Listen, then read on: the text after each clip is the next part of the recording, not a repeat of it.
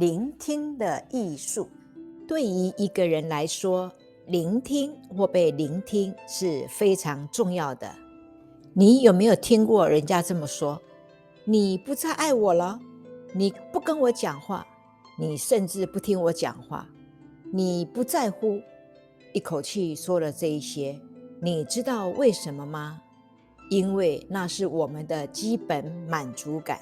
这一集的影片，我们要来向你报告聆听宜家快报，快乐的向你报告。你好，我是明珠。宜家快报，我们用宜家的角度来报道不同的主题。在人类中，聆听是非常弱的。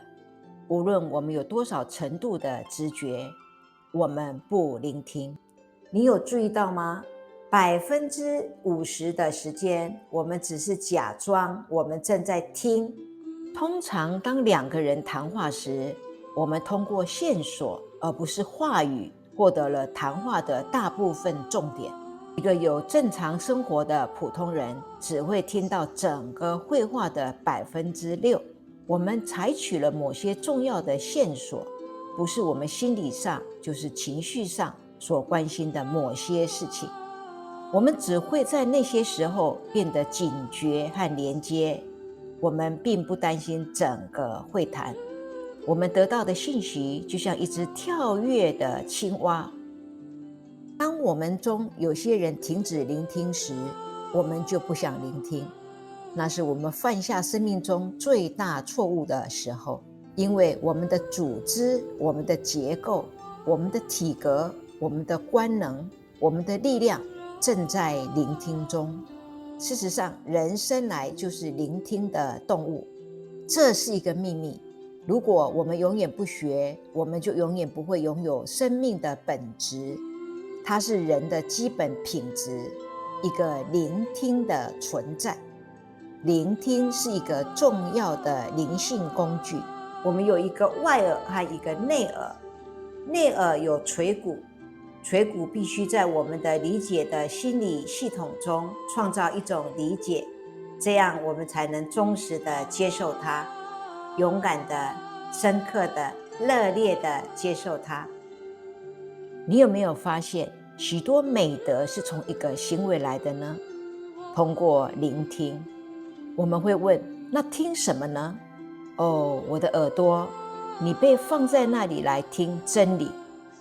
真理是什么？有个人的真理，按照情况的真理，还有无限的真理。所以在我们的生活中，我们必须决定，我们必须了解，聆听可以给我们什么？聆听可以给我们任何东西和一切。我们说的每一个字都创造了我们的世界，我们听到的每一个字都在通知并把我们与我们的世界连接起来。沟通是知识的管道，聆听是有意识沟通的一个重要的特征。当我们被聆听时，我们尊重聆听的人，非常耐心地聆听每一个人。只有当我们必须行动时才行动。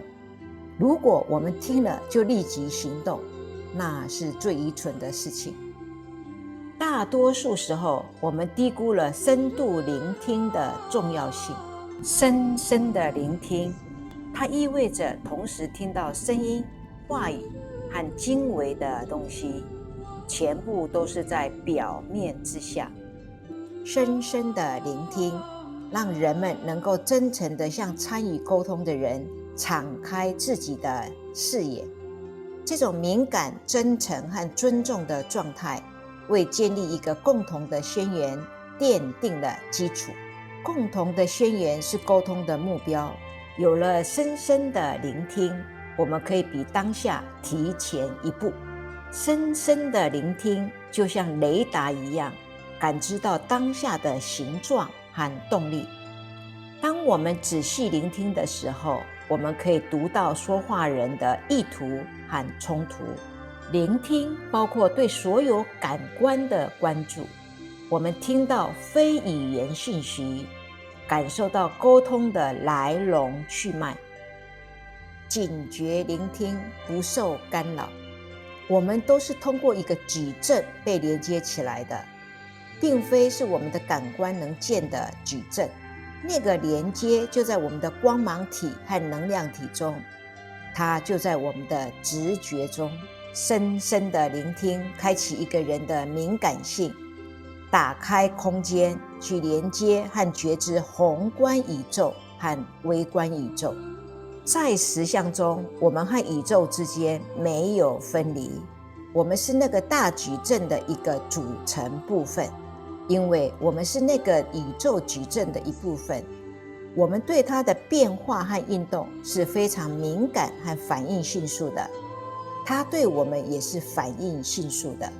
深深的聆听使我们能够感知并利用创造物和我们本性中存在的这个连接。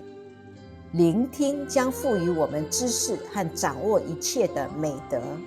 如果我们培养聆听，它就赋予我们有意识地塑造我们的天命的能力，一种人类的基本能力。聆听不是一件小事情，它不是一件被动的事情，它是一种我们以我们自己的无限本我和神在一起，存在于一个创造性的即兴中的状态。感谢你的收看，也感谢你的订阅和留言和分享。我们下一个影带见。